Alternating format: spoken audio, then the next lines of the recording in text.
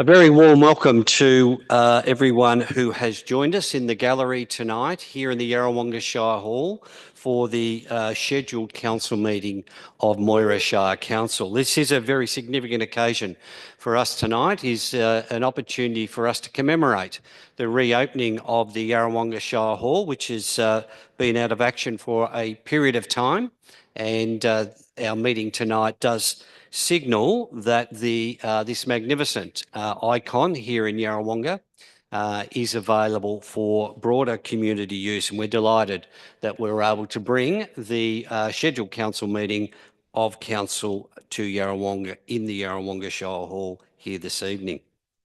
Item 4 on our agenda tonight are apologies and leave of absence. Are there any apologies or requests for leave of absence? No, Chair. Item 5 is disclosure of conflicts of interest. Are there any matters of conflict of interest to be declared on matters before us tonight? Chair, I'll declare a conflict in item 9.1, CEO Employment and Remuneration Committee minutes, and I will leave the chamber. Thank you, Mr. CEO. Item 6 is the confirmation of minutes of our previous meeting, that meeting being Wednesday the 26th of November 2025.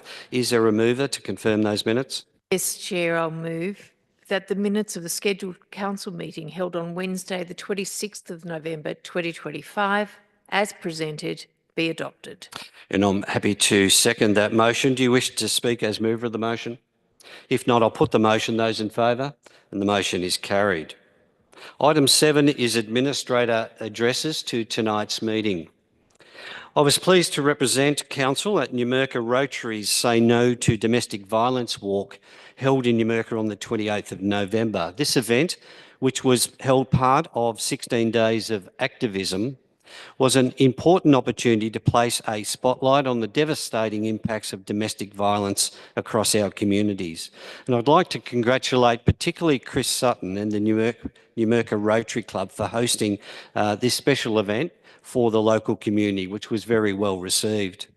Administrator Benediker and I had the pleasure of attending the annual general meeting of Yarrawonga Health on the 2nd of December. The AGM highlighted the wonderful work of Yarrawonga Health and the contribution it makes to the strength and well-being of the Yarrawonga Moala community. Yarrawonga Health has enjoyed a really significant year of achievements, including opening their magnificent new facilities here in Yarrawonga. On Saturday, the 6th of December, I had the great pleasure of representing Council at the Invergordon Community Celebration to acknowledge the 150th anniversary of the proclamation of the Invergordon Township. Invergordon was originally known as Dunbullbaling, and the town's name changed to Invergordon in 1895, so it's got a long and rich history under the name of Invergordon. The anniversary celebration was a wonderful event that enabled the community to come together and to reflect on the history and this settlement and, importantly, the development of the area.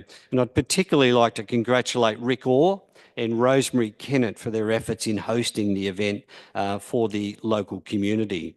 On Monday, Council CEO Matthew Morgan and I attended the quarterly meeting of the Murray Region Group of Councils hosted by Gannawarra Shire in Kerrang. This was the final meeting of the group for the year, and it enabled a broad range of discussion on matters of common interest to the 6 Murray Region councils, which stretch from Mildura through to here in Moira. The meeting also discussed some very significant regional advocacy issues that the group will pursue in 2026, and the group will be hosted by Swan Hill City Council next year. Last evening, Administrator Benediker and I had the great pleasure of attending the dinner meeting of the Alexandra Park Club here in Yarrawonga. The Alexandra Park Club is celebrating its 100th year of contribution to the Yarrawonga community. And the Park Club has been very instrumental in Yarrawonga's development, including making a major contribution to the development of the JC Low Oval, the Yarrawonga Foreshore, Gorman Park, and many other significant attributes here in Yarrawonga Moala. I do want to congratulate Bruce Pigden, who's now taken over as the chair of the Alexandra Park Club. And he takes over from Jim Judd, who has stepped down from this role after having served as the chair of the club for more than 20 years.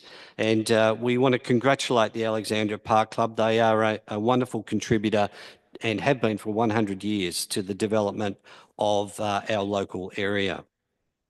A number of schools across the Shire are hosting their annual school award events as we come to the end of the school year, and I had the pleasure of attending Cobram Anglican Grammar Awards event this afternoon. This again was a showcase of the significant achievements of our young people across Moira. I look forward to joining with the St Francis Primary School for their Grade 6 awards tomorrow, the Yarrawonga Sacred Heart Primary School Grade 6 graduation on Monday, and Cobram Secondary College's awards event next Tuesday. It goes without saying that our schools do a wonderful job within our broader community, and we do extend our sincerest appreciation for the work that they do. Can I now move to Administrator Benedica for your address this evening? Thank you very much, Chair. It's with pleasure that I report on the community activities as Administrator since our last council meeting at the end of November. Chair Administrator Dr Graham Emerson, CEO Matthew Morgan and I joined members of the community and representative of health agencies in Yarrawonga for the 16 Days of Activism walk in a show of solidarity against gender-based violence. Family and domestic violence incidents across Moira Shire remain at concerning levels and requires continual focus. It was heartening to see people come together to raise awareness and demonstrate our collective commitment to safety and respect. We also attended the local safety forum held here in Yarrawonga, which we held in conjunction with Victoria Police.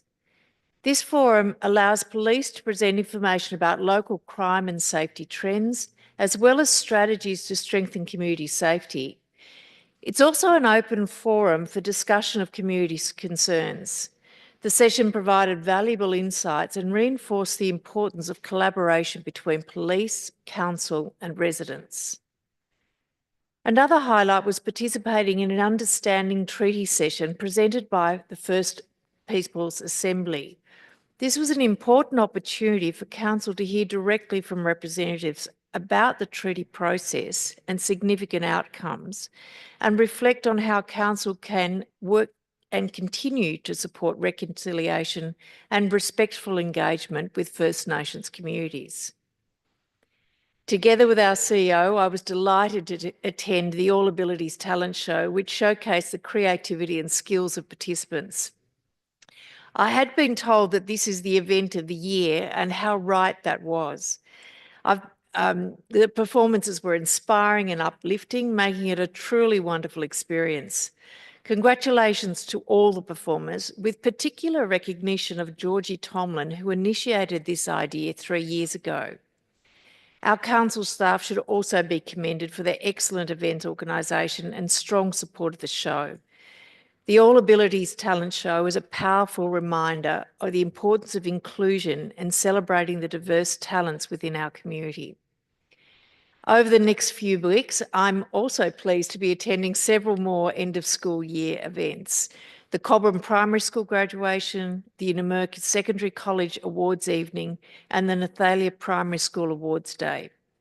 These occasions are always a highlight as they celebrate the achievements of our young people across the Shire and the dedication of teachers and families who support them.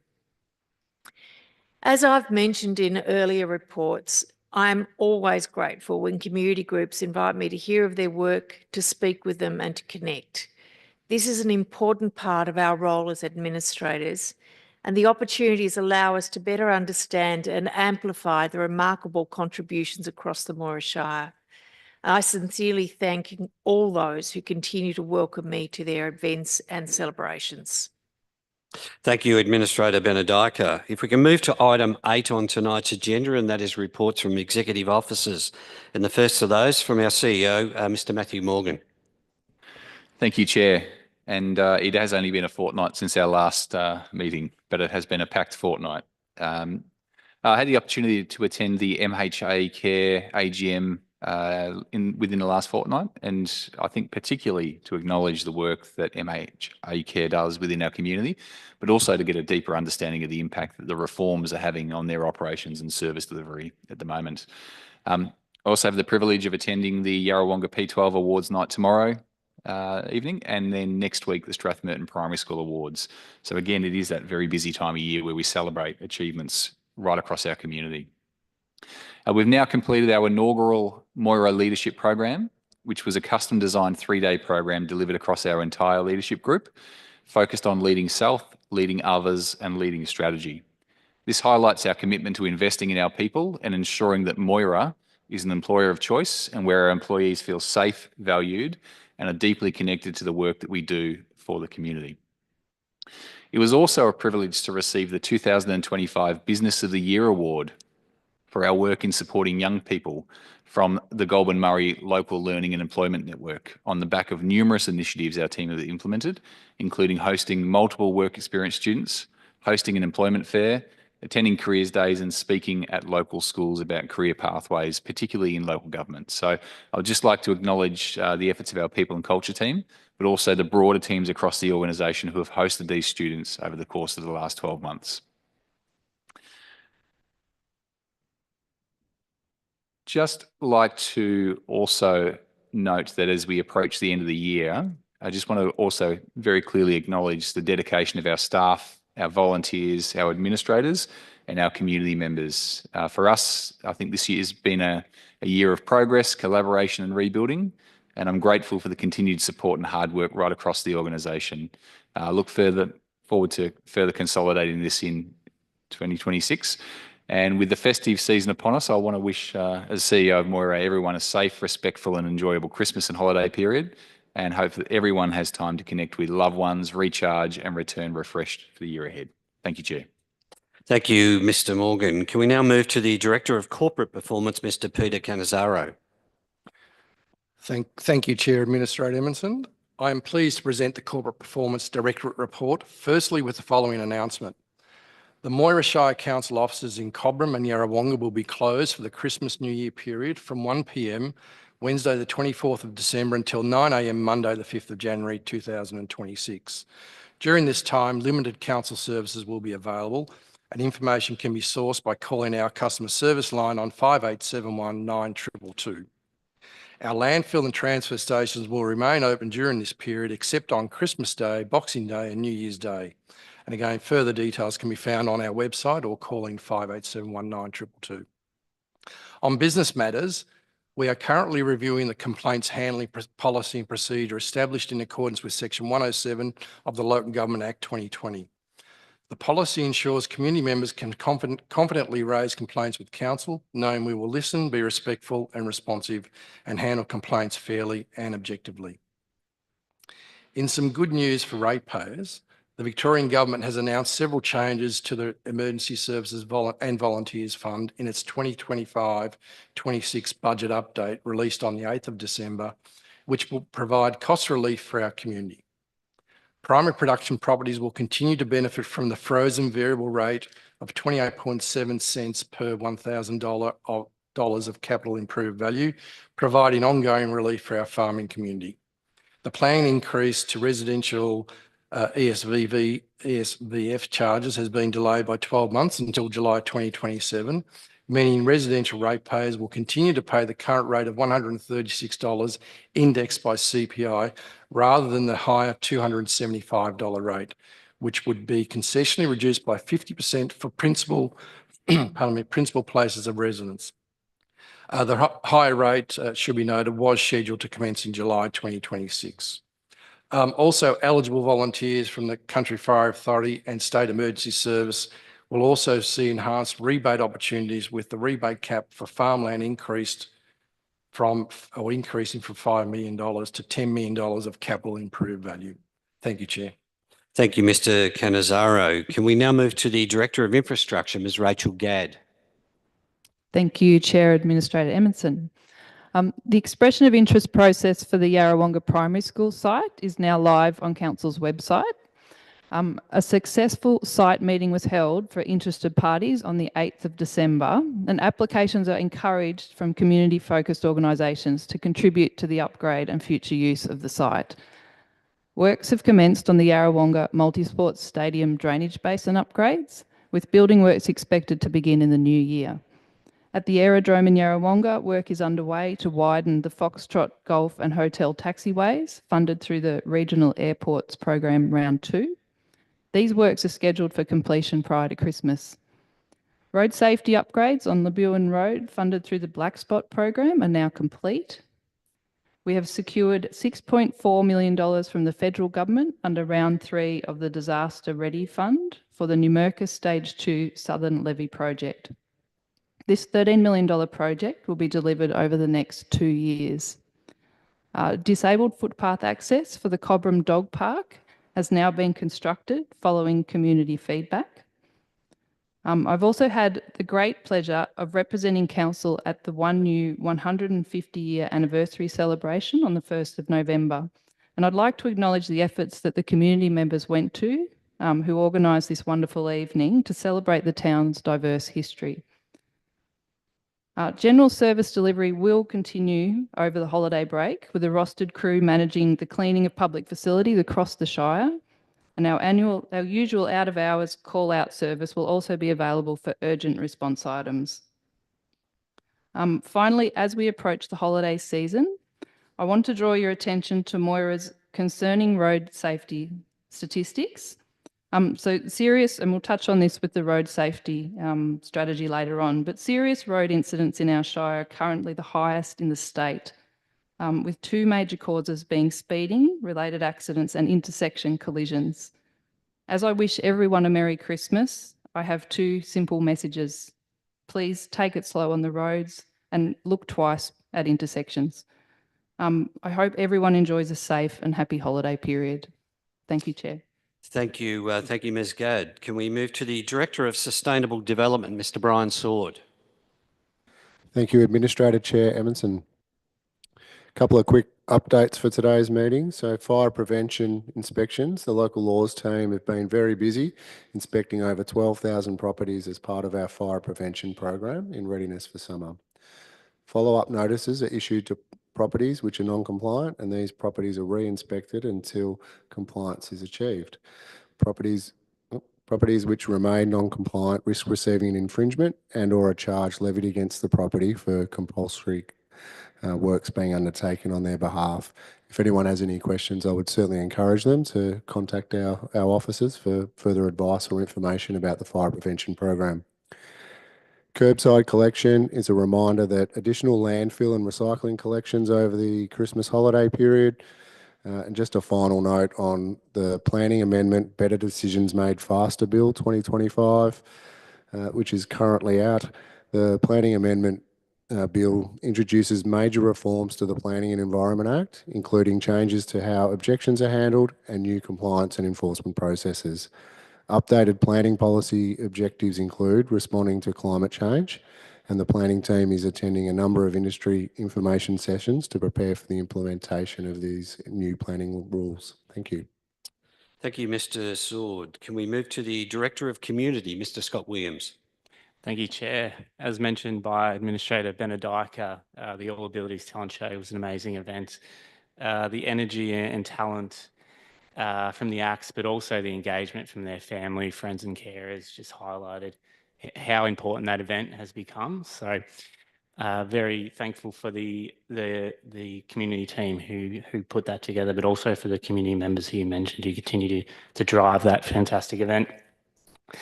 Also, just touching on the final local safety forum of the year was held here in Yarrawonga. We thank Yarrawonga and all the communities for their participation in those events.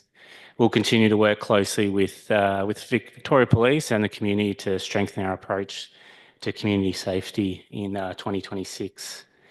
The Economic Development team recently held a Canva workshop for local businesses, helping build digital capability within our industry. So feedback was great from that, and we'll continue to provide training for identified gaps to support our businesses. Registrations are now open for bush nippers in Cobram and Yarrawonga this year. Those spots are filling up quick. So please jump online to our website and secure a spot there. Thank you, Chair.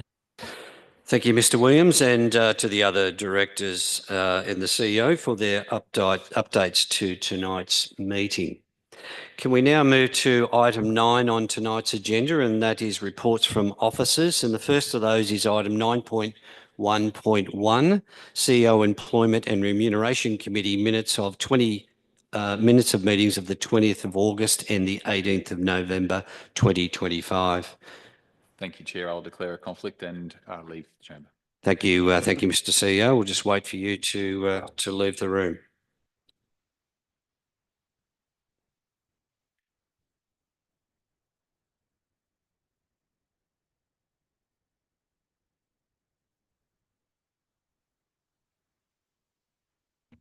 Okay, Mr. Cannizzaro, can I ask you to please introduce this item? Thank you, Chair, and through you, Chair. The purpose of this report is to seek Council's consideration of noting the minutes from the CEO Employment and Remuneration Committee meetings held on the 20th of August 2025 and the 18th of November 2025, provided as attachments 1 and 2. The key points of this report are as follows. The meeting held on the 20th of August 2025 was to conduct the quarterly performance review of the delivery of the CEO performance plan and also review the schedule of dates and structure of the cyclic CEO performance meetings. The meeting held on the 18th of November 2025 was to conduct the quarterly performance review of the delivery of the CEO performance plan, establish a bridging performance review and dates to move from a calendar year review process to a financial year review process, and also to determine a process for engaging an independent contractor to undertake a 360-degree review of the CEO's performance. The recommendations before you, Chair. Thank you.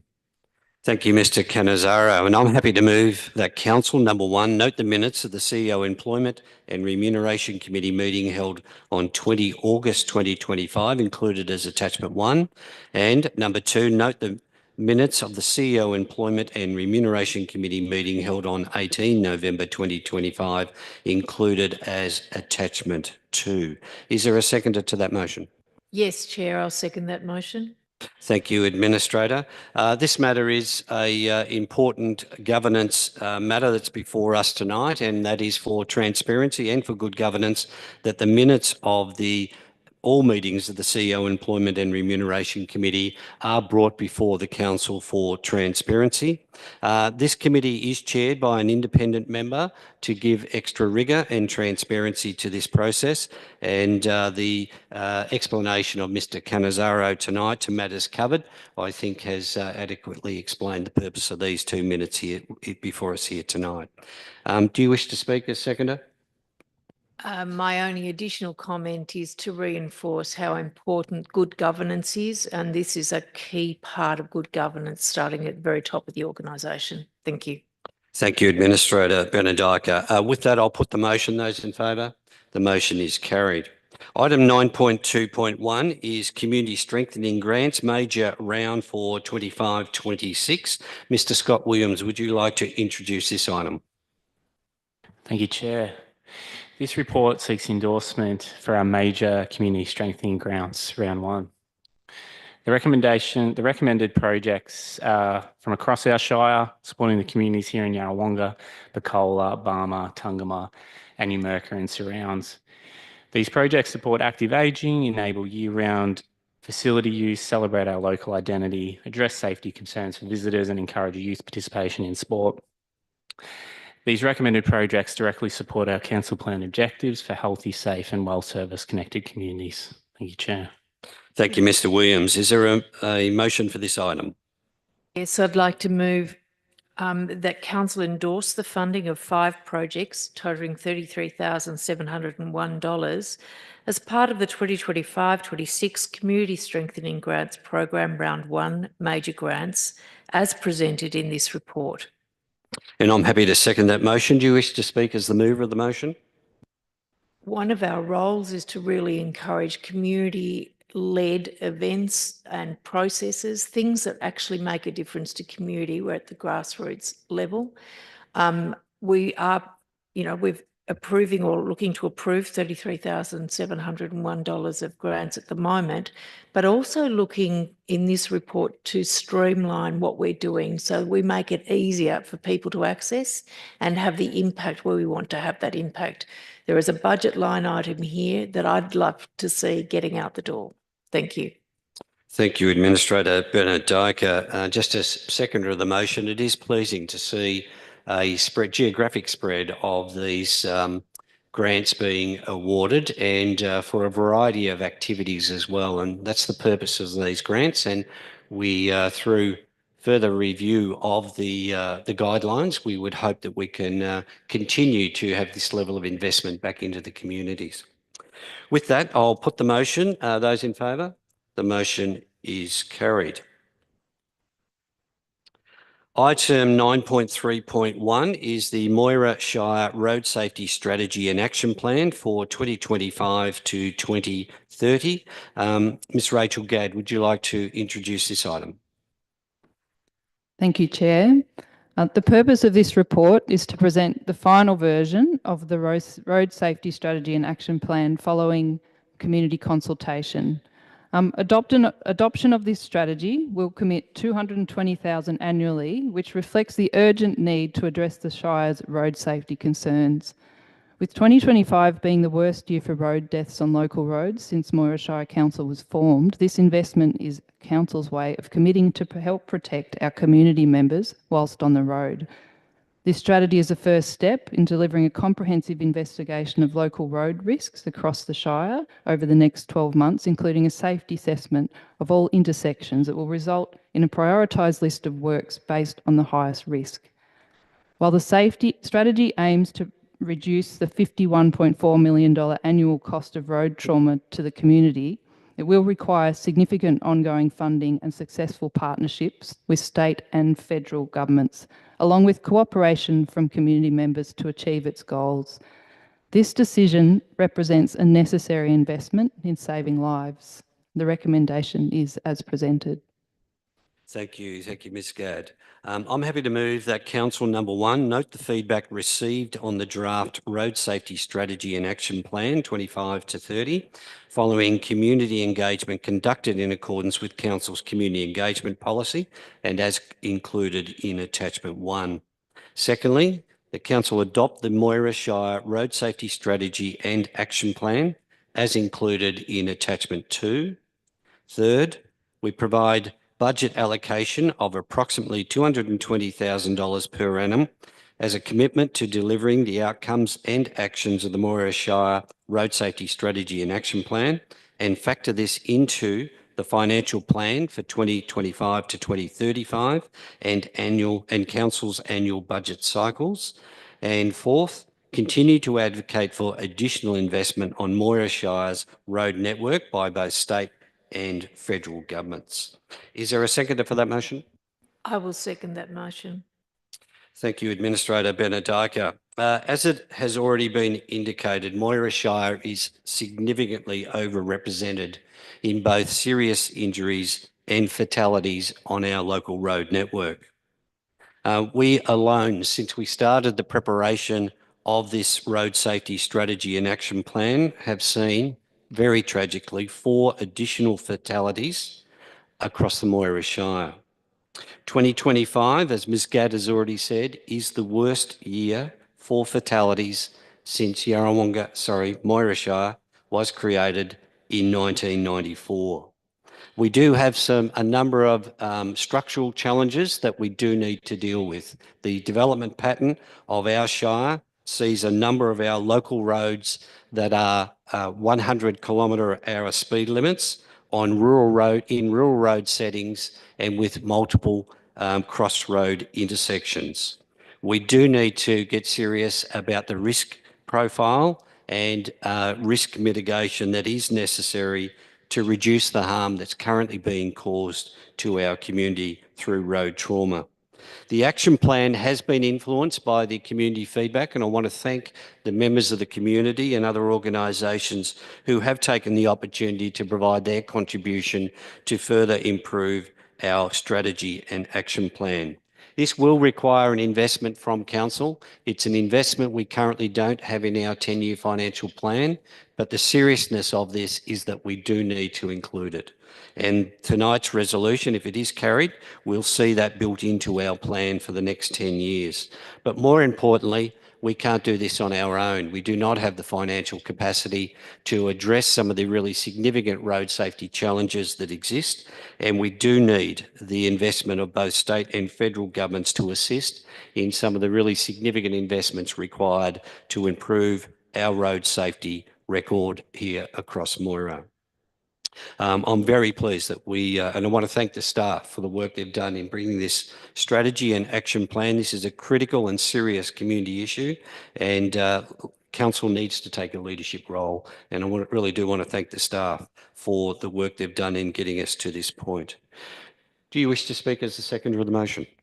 Again, I'd like to endorse that thanks to the staff. We've had the experience of going through several workshops, getting the information, understanding the hierarchy of work that needs to be done, the importance of the work. But I'd also like to say that we are doing this because it is absolutely vital. We cannot not do it. It's work that's really required. We are not the only ones who have to fund our roads. It will definitely be leveraging state and federal funding, and we'll absolutely be leveraging the goodwill of our community and the visitors to our community. It's really important that everyone gets the message about road safety, and this is what we can do to address that really concerning statistics. Thank you. Thank you. With that, I'll put the motion. Those in favour? The motion is carried. Item 9.3.2 on tonight's agenda is Queen Street, Numurkah level crossing upgrade. Ms Gadd, would you like to introduce this item? Thank you, Chair. The purpose of this report is to present an updated design and consultation result for the proposed Queen Street level crossing in Numurkah. Several designs are presented as attached to the report with the recommendation of option 1. This decision balances community safety while maintaining reasonable access for local businesses. The upgrade will see boom gates and flashing lights installed at the rail crossing to prevent accidents at this currently dangerous crossing. Some changes to road priority will also result, with one-way access implemented from Queen Street onto McDonald Street north and south. This will likely result in an increase in local traffic along Saxon Street and Stewart Streets as vehicles take alternative ways back to Queen Street. McDonald Street will remain two-way up until the Queen Street intersections, with a court bowl provided at each side for vehicles to be able to turn. A layout plan is provided as an attachment to the report, and the recommendation is as presented. Thank you, Ms Gadd. Is there a mover for this item? Yes, I'd like to move this item that Council 1 note the feedback received by V-Line following community engagement conducted in accordance with V-Line's community engagement policy and in partnership with Council's Communications and Engagement Department, and 2, endorse the proposed Queen Street Numurkah level crossing upgrade option 1 proposed by V-Line as shown in attachment 3. And I'm happy to second that motion. Do you wish to speak as the mover of the motion? V-Line undertook fairly extensive community engagement, including door knocking, wanting to hold sessions and speaking to anyone who wanted to speak to this. There was some feedback, but a fairly low level of feedback for something that's quite significant. The recommendation that's before us has considered a whole range of particular views, a whole range of what we think will work best for businesses, what we think will work best for the safety of the community, and what has addressed the small number of comments that were made. So I'd like to support this recommendation. Thank you, Administrator Benedika. This is another initiative to improve local road safety. The current configuration of the Queen Street rail crossing is a dangerous one to the extent that it crosses at quite a severe angle. And in that context, we do recognise that there will likely be some local traffic displacement as we move to left turn onlys. But on balance, this will result in a substantially improved safety outcome for the local community. And I want to thank V-Line for the consultation work that they did do here. They did do quite an extensive communication approach, and I think they received one level of feedback, which they addressed. But beyond that, it would appear as though, based on that consultation, there is a general level of acceptance of the need to improve safety at this intersection. With that, I'll put the motion. Those in favour? The motion is carried. Item 9.4.1 on tonight's agenda is a proposed amendment, GC 268, buffer area overlay, proposed by GV Water. Mr. Sword, would you like to introduce this matter? Thanks, Administrator Chair Emerson. Council is asked to consider Goulburn Valley Water's request to amend the Moira planning scheme by applying a buffer area overlay, or BAO, to 4 wastewater treatment facilities in Cobram, Nathalia, Numurkah and Strathmerton. GVW proposes to seek ministerial intervention under 20 Part 4 of the Planning and Environment Act 1987, which allows the Minister to exempt notice requirements. The purpose of the BAO is to manage land use compatibility in areas around certain industries, but has never been applied to wastewater facilities in the state. The BAO proposes buffer distances around the Cobram, Nathalia, Numurkah and Strathmerton wastewater treatment facilities, and concerns held include the potential permit triggers and potential restrictions on development, and it does not satisfy the criteria outlined in Planning Practice Note number 92, Managing Buffers for Land Use Compatibility. GVW proposes informal consultation via mail outs with 28 days for feedback, avoiding a planning panel process. It is recommended that Council does not support the amendment as proposed, as the key concerns being insufficient information to justify applying the BAO. It does not satisfy the criteria outlined in the Planning Practice Note and has potential restrictions on land use and development, including dwelling extensions. The informal notice process denies landowners the right to have objections formally considered by a planning panel. Thank you. Thank you, Mr. Sword. I'm happy to move that Council Number 1, Note Amendment GC 268, proposed by Goulburn Valley Water. Number 2, authorise the Chief Executive Officer to advise Goulburn Valley Water that it does not support Amendment GC 268 as proposed, as it does not satisfy the criteria outlined in Planning Practice Note number 92 for managing buffers for land use compatibility. And third, authorise the Chief Executive Officer to advise Goulburn Valley Water that it does not support the Minister for Planning processing the proposed Amendment GC 268 under Section 20 Part 4 of the Planning Environment Act 1987. The amendment should instead follow the normal planning scheme amendment exhibition and planning panel review processes to ensure proper community consultation. Is there a seconder for that motion? Yes, I'll second that motion. Thank you, Administrator Benedika. There is no question that the protection of important public infrastructure such as wastewater treatment facilities is something that should be reflected in appropriate planning. And Goulburn Valley Water is seeking to provide a increased level of protection through applying what's now known as a buffer area overlay to the 4 wastewater treatment plants that Mr. Sword has referred to. I'm not satisfied that the use of the buffer area overlay, which carries with it a heightened level of restrictions for those parcels of land within the buffer area, I'm not satisfied that it does meet the criteria outlined in Planning Practice Note number 92. More importantly, though, I can't support the process of the Minister for Planning exercising his or her powers under Section 20 Part 4 of the Planning and Environment Act to essentially short-circuit the normal community consultation processes that would be applied through a normal planning scheme amendment process. I'm not satisfied that there is substantial justification to avoid the community having the opportunity to have normal consultation processes, including being heard by a planning panel in this matter. The motion that I've moved tonight does advise Goulburn Valley Water of our position in this matter. And I want to say again, I'm fully supportive of trying to do whatever we can with proper planning rules to protect public infrastructure, such as wastewater treatment facilities, but I don't support the approach that's being used here. Administrator Benedica, do you wish to speak as the seconder of the motion?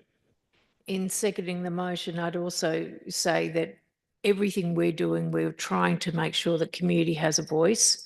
And I would think that given the amendments that had been asked for, what the proposition by Goulburn Valley Water, that does not give community voice on things that are very important, including, as pointed out by our director, the extensions of houses within that buffer zone. So with in seconding the motion, I certainly go to the points raised by Chair Administrator and like to add that additional point. Thank you, Administrator Benedica. With that, I'll put the motion. Those in favour? The motion is carried. Item 9.4.2 is Victoria Park Integrated Water Management Grant Program application. Mr. Sword, would you like to introduce this matter? Thank you, Chair. Yarrawonga Showgrounds in Victoria Park is the largest recreational precinct in the rapidly growing township of Yarrawonga. The space comprises 8 ovals, Peter 12 College, Community Garden, Yarrawonga Cemetery, and is home to more than 15 user groups. Council is asked to endorse submitting a funding application to DECA under the Integrated Water Management Grant Program. This will help us deliver 2 key initiatives: surface water extraction from Lake Moala and Glenmire Estate Stormwater Harvesting Scheme. This report follows resolutions at the June 2025 Council meeting, which adopted Lake Moala extraction as the preferred water source for security, allocated $818,000 in the 25-26 budget for design and works, with $50,000 specifically on design. Council also committed to exploring grant funding for stormwater harvesting and extending the temporary water supply agreement. The DECA grant program runs from November 2025 to February 2026. The stream provides up to $2.5 million per project for regional initiatives and requires a 20% co-contribution as a minimum. Endorsement today will allow us to submit a strong funding application and secure long-term water security for Yarrawonga's key recreational precinct. Thank you. Thank you, Mr. Sword. Is there a motion for this item? Yes, I'd like to move that number 1, Council endorse an application being made to DECA's Integrated Water Management Grant Program 2025-28 to seek funding for Opportunity 1.2, surface water extraction from Lake Moala; Opportunity 4, Glenmire Estate Stormwater Harvesting Scheme, as outlined in the report titled Yarrawonga Integrated Water Management Plan, Alternative Water Supply to Yarrawonga Showgrounds, Victoria Park and Surrounds, prepared by Spire Australia Proprietary Limited, received at the Council meeting of June 2025.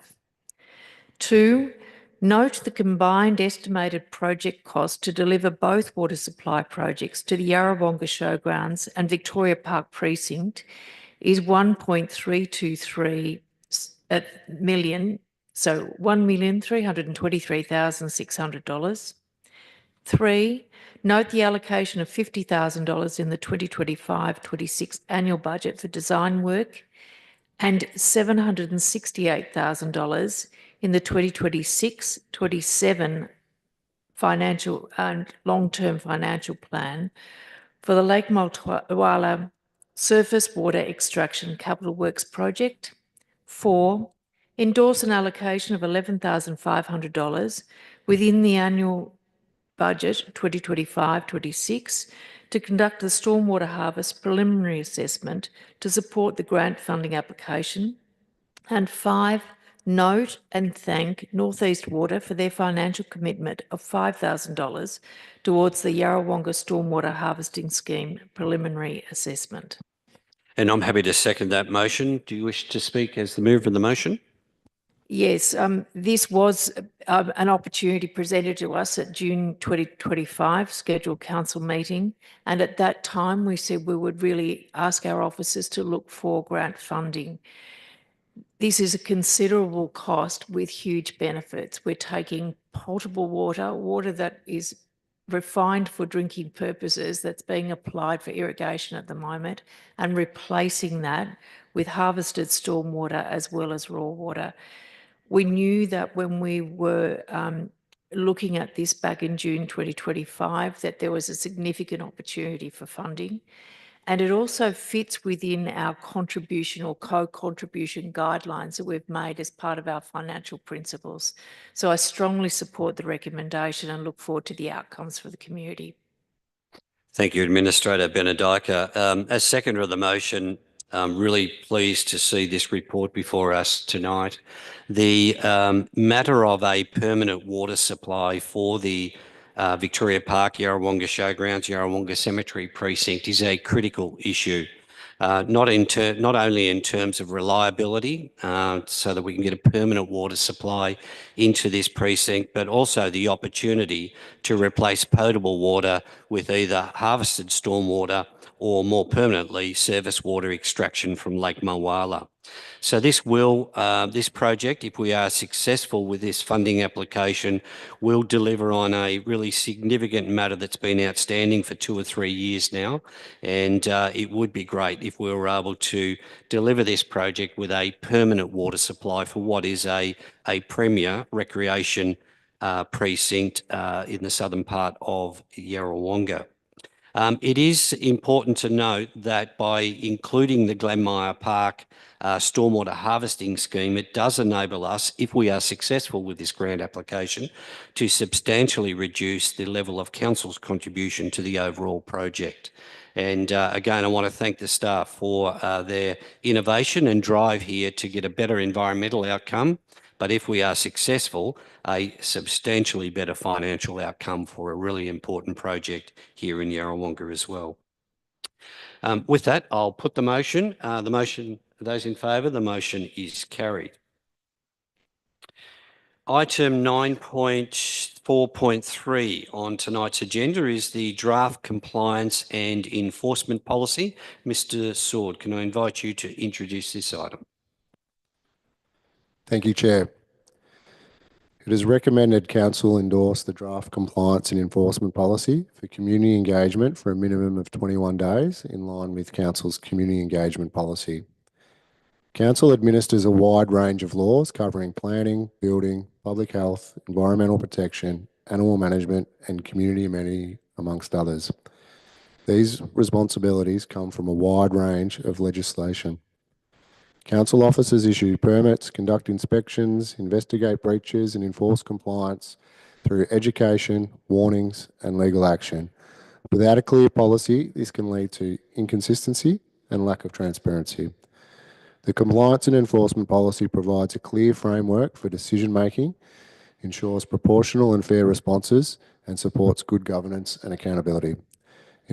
Endorsing the draft policy for engagement will strengthen transparency, consistency and community confidence in Council's regulatory role. Thank you. Thank you, Mr. Sword. I'm happy to move that Council, number 1, endorse the draft compliance and enforcement policy as included in attachment 1 for the purposes of community engagement for a minimum period of 21 days in accordance with Council's community engagement policy. And secondly, receive a future report on any feedback received during the consultation period prior to considering the final adoption of the compliance and enforcement policy. Is there a seconder for that motion? Yes, Chair, I'll second that motion. Thank you, Administrator Benedica. As Mr. Sword has indicated, this is another initiative to promote good governance in Council's role in enforcement and compliance. It is one of the important roles that Council does play under a broad sweep of different legislation pieces, and it is really important from a good governance perspective that we do have a policy that guides our compliance and enforcement activities to ensure consistency, fairness, and most importantly, transparency when it comes to both compliance and enforcement. Look forward to exposing this draft policy for community engagement, and we would invite the community who has an interest in this matter to provide any feedback within the nominated community engagement period. Administrator Benedica, do you wish to speak as the seconder? Yes, definitely endorsing. This is now out. If we agree to this motion, this will be now out for public consultation. And that means we'd really like people to have a look at it, make sure that we are consistent and compliant in what we're writing down, and also that your feedback or community feedback is considered. Thank you. Thank you, Administrator Benedica. With that, I'll put the motion. Those in favour? The motion is carried. Mr. CEO, are there any notices of motion for tonight's agenda? No, Chair. Any petitions and joint letters to be considered? No, Chair. Are there any documents to which the council seal needs to be applied? No, this evening, Chair. Are there any matters of urgent business? No, Chair. With that, that does take us to item 14 on tonight's agenda, and that is public question time. And we thank 4 members of the community who have submitted questions. The format for questions is that they have been submitted to us, and we invite the submitter of the question to ask their question at the lectern for 2 minutes, following which we will provide a response where we can. The first submitter tonight of a public question is Russell Burgess. Is Russell with us? It doesn't appear as though Russell is with us in person tonight. So, Mr. CEO, could I please ask you to read the question and then provide a response to Russell's question? Chair, if I may, can we just check if Juliana Burgess is with us this evening? Because we do have a question from Juliana as well, and I'll read both questions and then respond to both questions at the same time. Thank you. Thank you, Russell, for the question. So the question from Russell this evening is, we have a situation regarding walkways in Stevenson's Court and Rosemary Court residents on the water side are obstructing the pedestrian access to the water in various ways. Fences are erected in the middle of the walkway, which is supposed to be a 3 metre wide. Also, domestic utilities such as heating units, air conditioning units and gardening sheds are erected on the side of the house, which I assume is zero building line. How is it that we have a situation where people are entitled to fence their property, but these walkways are for people to access the water? There needs to be clarity on the issue. It is becoming more and more of a problem. If council is not responsible for this situation, then who is? Chair, the second question is from Juliana Burgess. I have an inquiry about the situation with the walkways in Rosemary Court and Stevenson's Court, Yarrawonga. Every 6 blocks, there is a 3 metre easement specifically for public access to the water. Residents on the water seem to be blocking this access more and more. Some walkways have a fence down the middle, making it very difficult or impossible to walk to the water. It would seem that someone has more right than others. Does the residents' right of fencing their property to the perimeter have precedence to the public using the walkways? Obviously, the two can't go hand in hand. There needs to be a determination. As you can see, Chair, the questions are very similar in nature.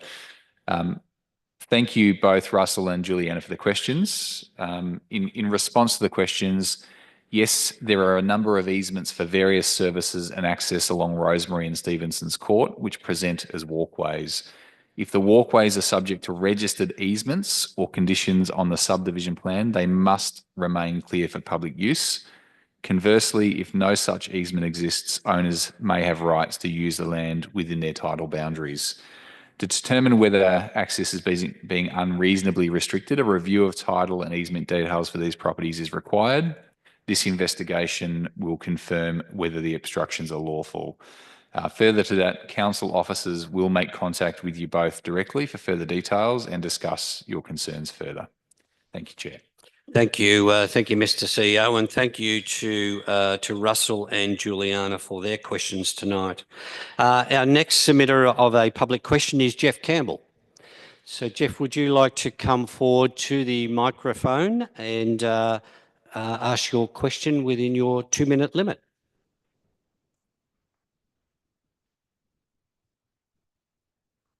Thank you, Mr. Chairman. The Yarrawonga Shire Hall.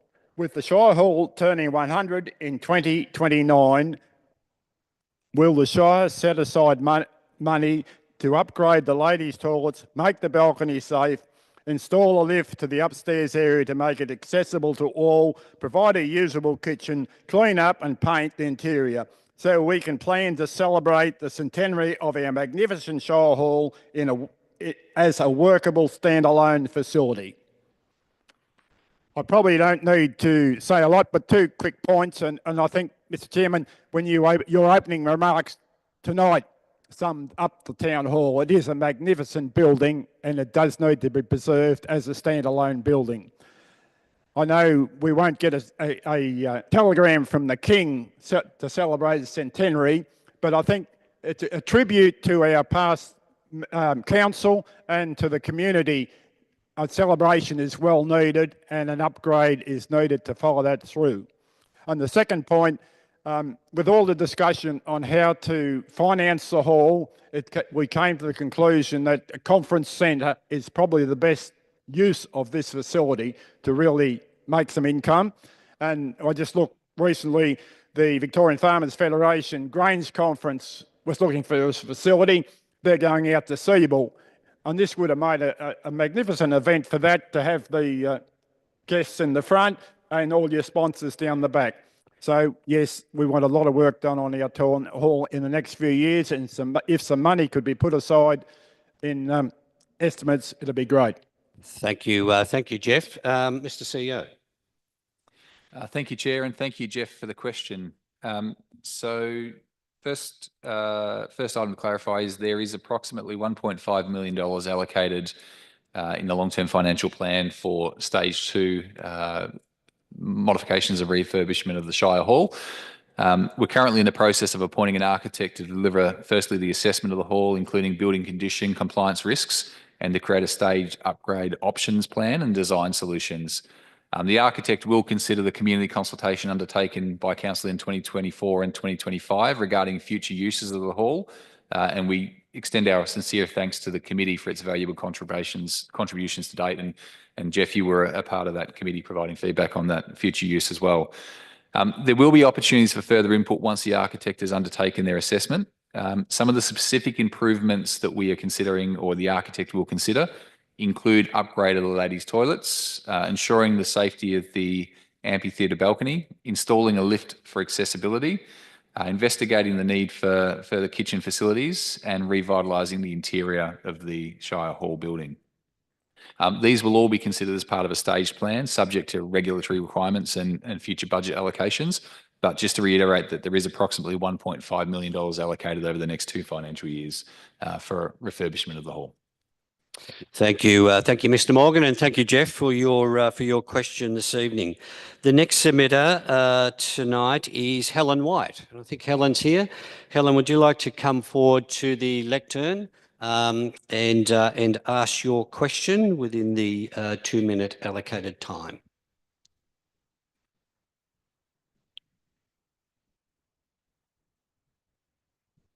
Thank you, Chair, and everybody. My question is tonight also about the Town Hall, and I understand that CEO Morgan said there's some improvements to the kitchen plan, which is good. But one of the important issues discussed between the committee and council when the renovations of the Yarrawonga Shire precinct project was progressing was adequate provision for catering needs at the hall.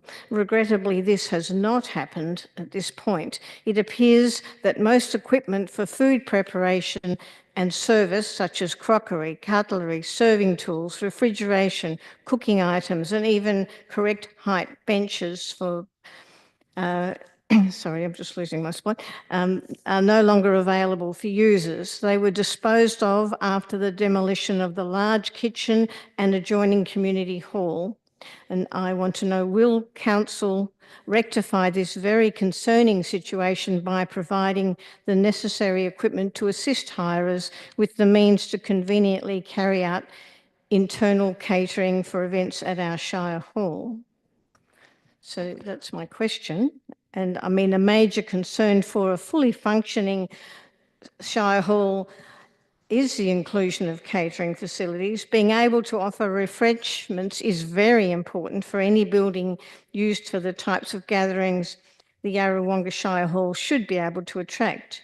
Now, Mary Cooper, who's organises an annual dance weekend, a whole weekend with people here, and I came and we were appreciated being able to talk to the administrators and the staff.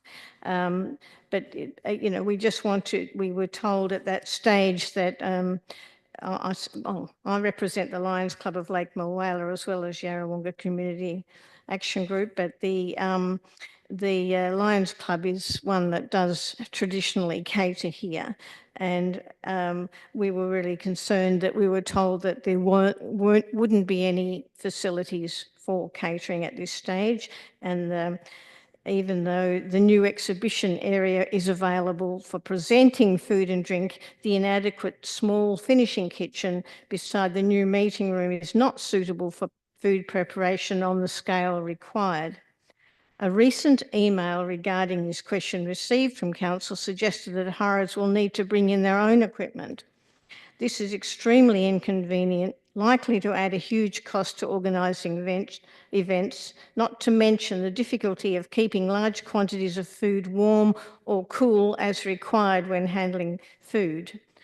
Unfortunately, it will probably also mean that we'd need to bring in paper plates and disposable, undesirable, like disposable things like cups, which is in opposition to the council's green waste policies, I'm sure. Previously, all the necessary equipment was available and in good condition before the renovations at the Shire Hall, and a hall of this quality should be fully equipped, and we urge council to complete the essential functions of this iconic building. Thank you, Helen, for your question. Mr. CEO. Thank you, Chair, and thank you, Helen, for the question. We're not there yet, and I think through the upcoming design process, the development of a functional kitchen and the investigation of catering needs will be definitely considered as part of that process, and the architectural input will be vital to ensuring that we can consider those components. This will also look at the provision of fit-out, including catering equipment for a large event, and that may be incorporated into the staged upgrade plan. And I think that's part of the process we're about to embark on with the architect and seeking that advice. At present, there aren't any plans to stock the Shire Hall with items such as crockery, cutlery, etc. The space is just reopening as we speak as of today. We will reassess this and take on feedback once the hall starts to become used, and if that becomes a barrier to use, then we'll consider how we may provide those amenities. Thank you, Helen. Good, thank you, Mr. CEO, and thank you, Helen, for your question tonight as well. I don't believe there's any further questions, Mr. CEO, that have been submitted. No, Chair. Okay, if not, that does bring us to the close of tonight's meeting. Can I thank those members of the gallery who have joined us here in the Yarrawonga Shire Hall. To those who have joined us on the live streaming service, thank you for joining us as well. It just then does leave me to wish everyone a very safe, happy and healthy festive season. We do hope that people take the opportunity to spend the time, quality time with loved ones. And the important message that we've heard again tonight is that if you are on the roads over the festive season, please take care. If you slow down to take it, it might take you a couple of minutes longer, but that is a much better outcome than the alternative. So we do wish everyone a very happy and healthy festive season, and we look forward to you joining us all again for our first meeting in 2026. With that, I will declare tonight's meeting closed.